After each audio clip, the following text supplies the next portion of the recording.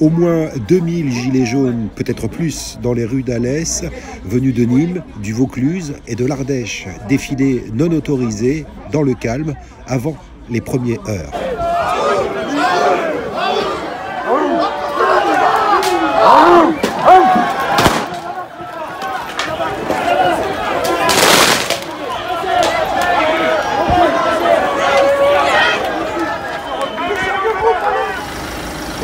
Tout vient de dernière minute, j'ai la main, ça m'a juste élargi les doigts. Tiens. Le monsieur a pris un pavé d'1,5 kg environ, si ça peut vous intéresser. On peut noter qu'il y a au final ce soir 7 blessés légers parmi les CRS.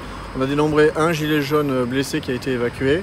Mais voilà, ce sont quand même 7 CRS qui ont subi des jets de pierre, des jets de projectiles en métal avec des frondes. L'essentiel de l'après-midi, durant près de 2 heures, s'est passé en escarmouche avec les forces de l'ordre qui ont fait usage à plusieurs reprises de gaz lacrymogène pour disperser la foule. Pas de casse majeure, mais le mécontentement des Alésiens.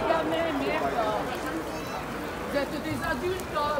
Non, mais monsieur, vous n'êtes pas une gamine. Faut pas écouter tout le monde. Si on vient chez vous quand vous brûlez vos poubelles, vous trouvez ça normal? Vous, on vous agresse pas. Oh, vous savez que ça coûte 700 € contribuable, votre connerie là. Là, il y a que 200 €. C'est sûr, un œil c'est gratuit, c'est sûr.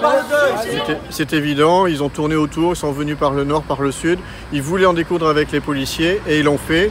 Je souhaite noter quand même le remarquable professionnalisme des policiers CRS qui étaient engagés, qui n'ont pas répondu le plus longtemps possible aux provocations, mais qui ont dû se défendre face aux attaques de ceux qui étaient animés par des intentions malveillantes. Et on voyait très bien qui était à la commande, ce n'était pas des gilets jaunes, c'était les anarchistes. Aux alentours de 17 h, le défilé qui errait sans but dans les rues d'Alès s'est finalement dissous. Les forces de l'ordre ont procédé à 5 interpellations.